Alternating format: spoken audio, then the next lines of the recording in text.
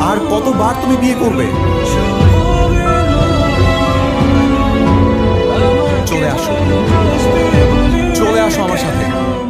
তুমি আমাকে বলেছিলে তুমি এমন একজনকে বিয়ে করতে চাও যে কিনা হাজারটা মানুষের ভিড়ের মাঝেও একটা সাদা গোলাপ দিয়ে সবার থেকে আলাদাভাবে তোমাকে প্রপোজ করবে।